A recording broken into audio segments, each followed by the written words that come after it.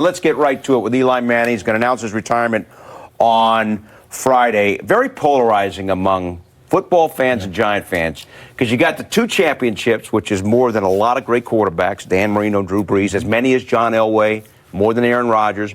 But you take away the 2 years, Cam, in which he won the title, and a lot of it wasn't great. Well, not just winning the 2 Super Bowl titles, but it's also 2 Super Bowl MVPs. So you put them in a category with Terry Bradshaw, Tom Brady, Bart Starr, Joe Montana. But those are guys won a lot more and were much more consistent in the non-Super Bowl winning seasons. You're putting your name in that elite category. That's What's wrong? Hall of Fame for me. Come on, how do you not turn, how do you turn this guy down? Patriots twice also. Let's not forget about that. When you say take away the 2 Super Bowls, can't take how do you possibly just in which he was Super Bowl MVP of? Take away the 2 Super Are you Bowls. measured for 2 years or the entirety of your career? Now, granted, he was incredibly durable also. You got to throw that in there as well. He had his start always streak. available. Yeah. Always The available. best ability is your availability. That's right. But you can't just say about a player, take away his 2 great moments. Why not? Ordinary. That's not That's something all that you matters. do. All that matters It's is a part the of the titles. resume. Yeah, I mean that's the pinnacle for a lot of athletes. You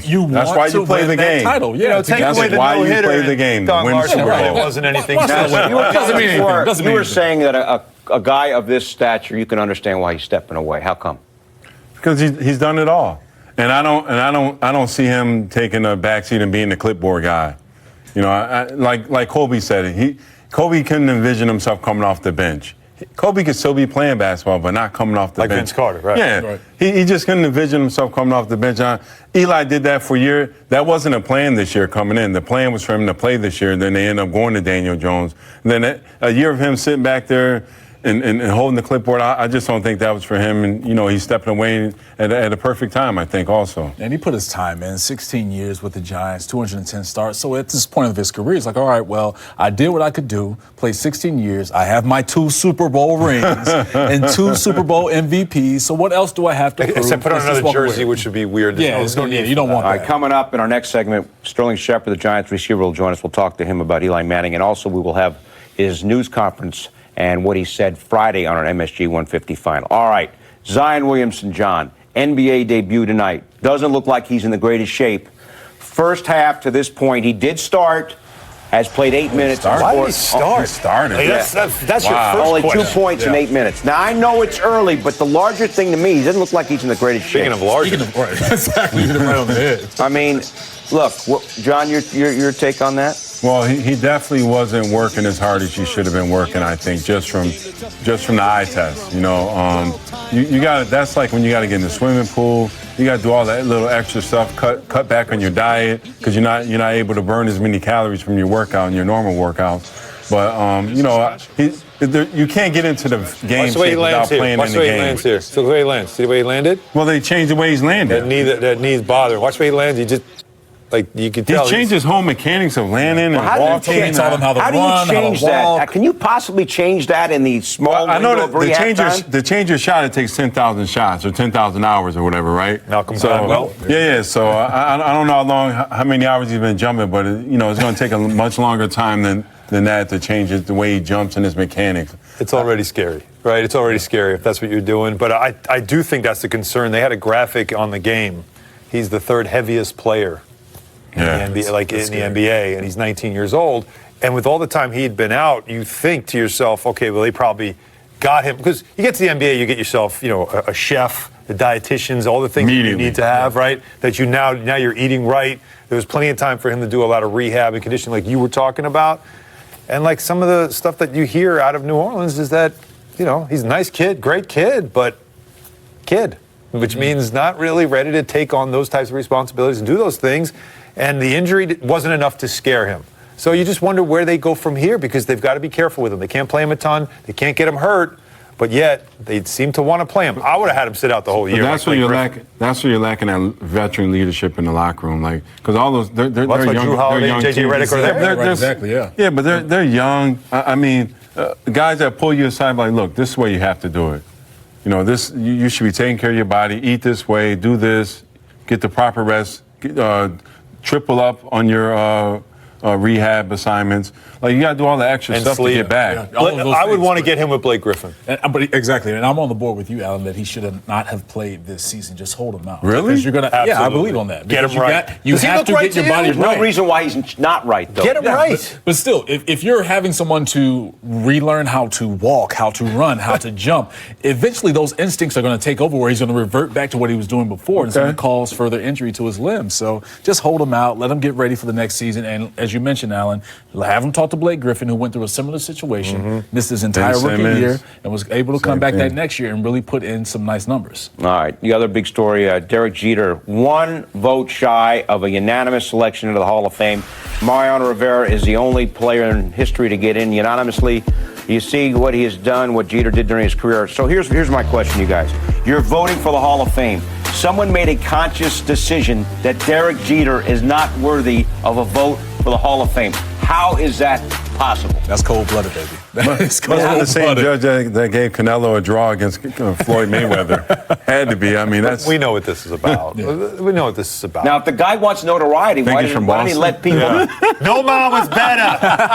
No, I actually. Right, can you see a guy standing there just fighting it? You got your votes. You're in the hall. And we got the laugh. The laugh is classic. Right. But I think this is something that's been it's always been part of the voting for Hall of Fame. It's Ken Griffey Jr., who should have been unanimous, wasn't unanimous. Absolutely. Mickey Mantle wasn't unanimous. All these guys weren't unanimous. Some of them weren't even first ballot. Yeah. It's just the way it's always been until Mo Rivera. Until that stopped, we had him here. We talked to him. Like for him, it meant so much to be the first player ever to get unanimous. You would think that the writers thought, well, we can't have 2 in a row because now that cheapens it.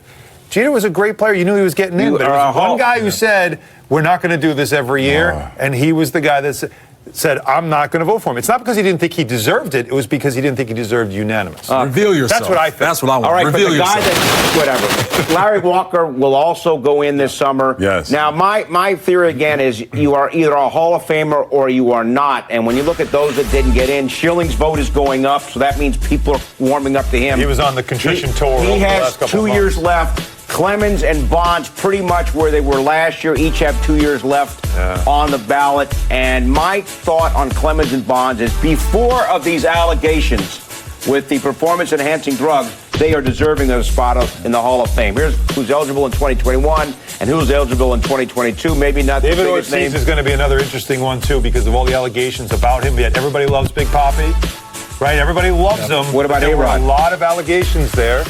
Alex Rodriguez, of course, is the other guy that I think you'll see another, just like Bonds.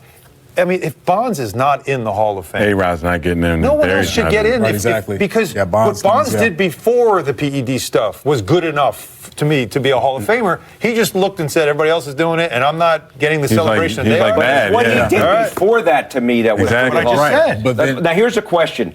Maybe a lack of big names here in the next year, at least next year. Will that impact the voting? And maybe give Big Papi in 2 years. Well, yeah, it right. may help Exactly, Clemens yeah. and Bonds. They got a long way to go to make up doesn't look like it's gonna 15%. happen. I Two think years- the 2 years baseball left, I'm not purists, sure. they'll never vote Yeah. for Clemens or Bonds. Yeah. The baseball purists, I don't ever see that happening. Now, where do you see Larry Walker in terms of, now he made the jump. He's part of the questionable era.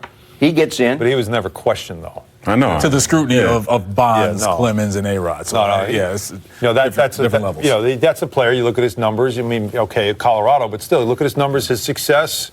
You can argue it that he belongs there, and that's fine. But how can you vote one The year for a PED guy era guys, though, are the into ones the that Hall are- of Fame and then next year maybe you don't? How can you again, you're either a Hall of it's all Fame about or keeping you're him on the ballot, as you know.